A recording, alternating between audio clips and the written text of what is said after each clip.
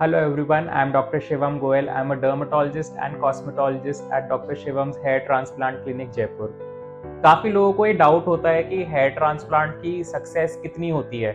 वो कहीं से सुनते हैं कि बाल उनके पूरे झड़ गए थे हेयर ट्रांसप्लांट के बाद, तो उनके मन में काफ़ी डाउट्स होते हैं before going for a hair transplant surgery.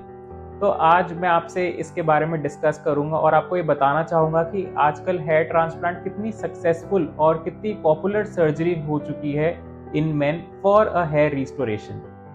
बहुत सारे फैक्टर्स डिटरमाइन करते हैं for a hair transplant surgery की सक्सेस रेट। तो factors internal as well as external हो सकता है। Internal factors patient to patient depend करता है, जैसे कि पेशेंट की एज, उनके स्टेज ऑफ हेयर फॉल और उनके अंदर कोई मेटाबॉलिक डिसऑर्डर्स या फिर उनकी general health condition. External condition ऐसे हो सकती हैं जैसे कि उनका एनवायरनमेंट, वो कितना अपने बालों को ध्यान रख सकते हैं, कितना वो अपने बालों को प्रोटेक्ट कर सकते हैं फ्रॉम सनलाइट और एक्सट्रीम वेदर कंडीशंस। सो ऐसी ऐसी कुछ कंडीशंस होती हैं जो कि डिटरमाइन करती हैं success for a hair transplant surgery.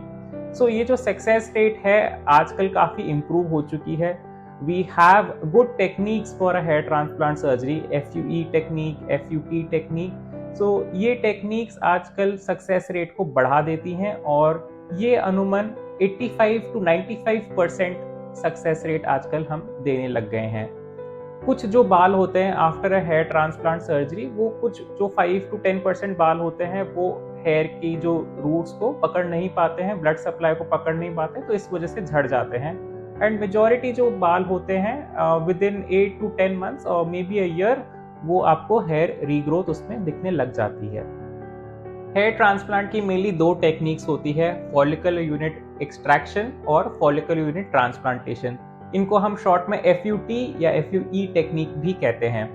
FUT technique में हम एक surgically extracted strip of skin लेते हैं आपके डोनर एरिया से और वहां से हम रेसिपिएंट एरिया में आपका हेयर ट्रांसप्लांट करते हैं आफ्टर एक्सट्रैक्टिंग द हेयर। ये एक पुरानी टेक्निक है और इसमें काफ़ी लोगों को समस्या होती थी कि उनको स्कारिंग या फिर हीलिंग में प्रॉब्लम होती थी।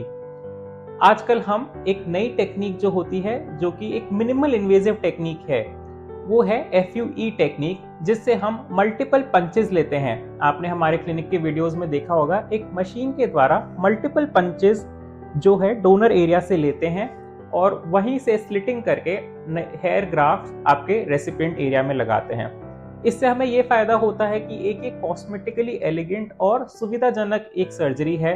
इसमें हमें डाउन टाइम जो होता है, मतलब रिकवरी का टाइम, वो काफ़ी कम हो जाता है और लोगों को इसमें हीलिंग की और रिकवरी की ऐसी प्रॉब्लम नहीं आती है। FUE टेक्निक से हमें काफ़ी अच्छे रिजल्ट्स मिले हैं और ये आजकल एक बहुत ही ज़्यादा पॉपुलर सर्जरी बन चुकी है for a hair restoration in main.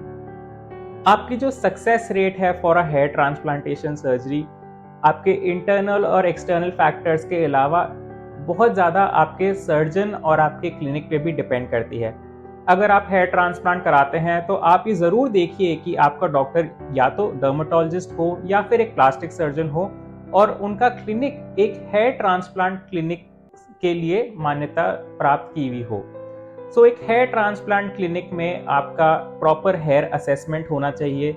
आपका जो स्टेज ऑफ हेयर फॉल है और आपकी करंट हेयर की जो स्टेज है वो प्रॉपरली असेस होनी चाहिए। उनका जो क्लिनिक है उसमें हमेशा आप ध्यान रखिए कि OT हमेशा स्टेराइल होना चाहिए। सो OT की भी कई कई कंडीशंस होती है, रिक्वायरमेंट्स होती हैं जो कि एक हेयर ट्रांसप्लांट क्लिनिक को फुलफिल करनी चाहिए। आपका क्लिनिक में हमेशा OT के साथ एनेस्थीसिया का प्रॉपर सेटअप होना चाहिए और जो एनेस्थेटिस्ट हैं और हेयर ट्रांसप्लांट सर्जन, वो फुल टाइम एसोसिएटेड होने चाहिए आपके हेयर ट्रांसप्लांट क्लिनिक में। ये बहुत आवश्यक है कि आप ये सब चीज़ें असेस करें, ना कि सिर्फ प्राइस पे जाएं, क्योंकि हेयर ट्रांसप्लांट सर्जरी में एनेस्थीसिया और पोस्ट सर्जरी इन्फेक्शन जो होता है वो बहुत ही इंपॉर्टेंट चीज़ होती है for a successful hair transplant surgery.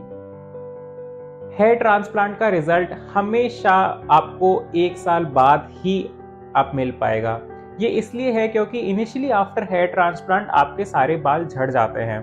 जैसे कि आप कोई नया पौध लगाते हैं, उसके बाद आप देखेंगे कि हमेशा उसका स्टेम और लीव्स एक बार झड़ जाते हैं और फिर नए शूट्स उसमें आने लगते हैं। ऐसे ही हेयर ट्रांसप्लांट सर्जरी में होता है। जब भी हम नए बाल लगाते हैं तो इनिशियली ऊपर के बाल सारे झड़ जाते हैं।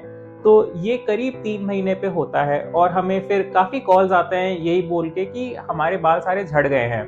तो मैं सभी दर्शकों को यही बताना चाहूँगा कि हेयर ट्रांसप्लांट का रिज़ल्ट जो होता है, वो ऐसा ही होता है और ये काफ़ी लंबे समय पे मिलता है। तो आपको हमेशा इसमें पेशेंस रखना पड़ेगा और ये हमेशा ध्यान रखना पड़ेगा कि इनिशियल शेडिंग के बाद वापस से इसमें रीग्रोथ दिखती है। तो आपका जो भी हेयर ट्रांसप्लांट आप जो कराते हैं, तो आपको हमेशा ध्यान रखना है कि ये जो समय होता है पोस्ट हेयर ट्रांसप्लांट सर्जरी, आपको हमेशा थोड़ा बालों को एक्स्ट्रा प्रिकॉशंस के साथ लेके चलना पड़ता है। यानी कि आपको कोई भी केमिकल्स या फिर कोई भी डाइज़ ऐसे अपने बालों पे नहीं लगाना है।